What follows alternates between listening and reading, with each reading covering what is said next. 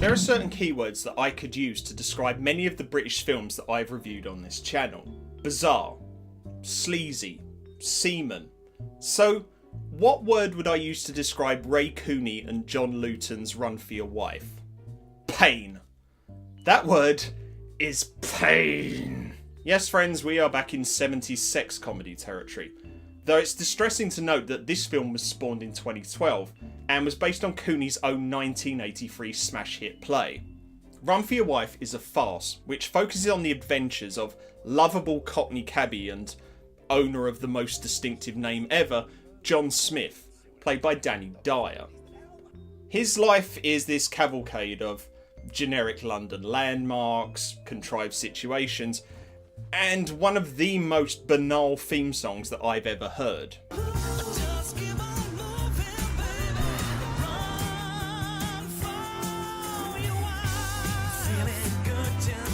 Also, bigamy. Bigamy is also a big part of John's life. The plot hinges on John trying to make sure that wife Michelle doesn't learn of the existence of wife Stephanie. This is made infinitely more difficult for him when he sustains a head injury. This messes up the delicately balanced schedule that he maintains in order to deceive the two women he claims to love. Did you see that? The bag lady? Judi Dench. Dame Judi Dench.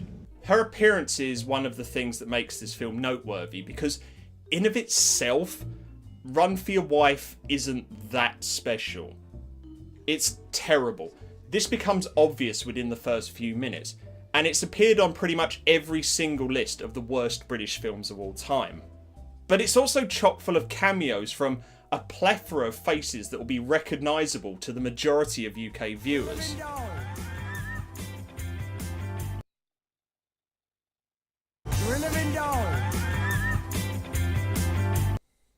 That's Rolf Harris. I forgot he was in this. Of the many tragic things about this film, the worst has to be the fact that it went into production with a very laudable aim. The performers involved earmarked their fees for theatrical charities. Essentially, the producers were aiming to raise funds for good causes on the back of a previously bankable product. But the keyword here is previously, because against a £900,000 budget, this film only made £747 in its opening weekend. So this all begs the question, why did they pick this story? There's obviously many reasons for this, but one that jumped out at me was the fact that writers and performers can be incredibly sentimental about their past successes. And in this case, it's all curiously bundled up with that idea that political correctness has gone mad. Many of the performers involved in this, including Asquith, were at their peaks during a time when audience sensibilities were very different. And honestly, I don't think it's entirely fair to hold this against them. They were merely reflecting the sensibilities and expectations of the time they were working in. But now you may be thinking, aren't you being a bit hypocritical? Because one of your most contentious episodes is one where you rain fire down on another of the most notorious British films of all time. I don't think so. Because when we talk about comedy, context and intention do count for a lot. Edgy humour can provide us with a cushion or a breathing space while we're forced to confront uncomfortable ideas. This is why the legendary satirist Chris Morris was able to get away with blacking up for a segment of the Day Today, which looked at attitudes towards 90s gangster rap. Cut, bitch, mother. Or indeed, Harry was able to produce an entire episode of Brass Eye, which focused on the media's coverage of paedophilia. Why can we no longer think of the British Isles without the word pedof in front of them?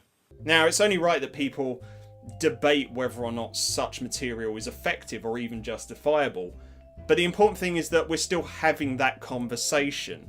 And further to this, the reason that someone like Morris is still so highly regarded is the simple fact that he's still hysterically funny, even at his most controversial. And this is ultimately why Run for Your Wife was doomed to fail. What jokes are there haven't evolved in line with our expectations as consumers. It's why wink nod quips like this, "You're enough to make anybody go straight, you are!" can now only be considered quaint at best. John, like Timmy Lee from Confessions of a Window Cleaner, is someone that we're supposed to, but ultimately will find it very difficult to empathise with. And on top of this, I would argue that in Timmy Lee's case in particular, he's someone we're actively supposed to root for, but based on our perceptions in the current age, we're just looking at two douchebags manipulating everyone around them for 90 minutes. Charitably, I probably could say that with some weapons grade rewrites, there was some potential behind Run for Your Wife. At a stretch, it could have probably been used to examine the social and moral implications of bigamy, because while I want to point this out, I am not advocating for bigamy. You probably could argue that in a cold philosophical vacuum, the idea of a man or a woman having more than one spouse isn't inherently wrong.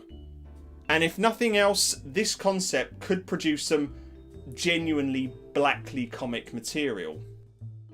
I guess I should answer the obvious question. Is Run for Your Wife worse than Confessions of a Window Cleaner? Honestly, no, but it's only by a razor-thin margin. Some of the physical comedy is choreographed well enough, and it's certainly not as joyless or mean-spirited as Window Cleaner. And there are no scenes of people spying on underage girls, so I guess that's a recommendation.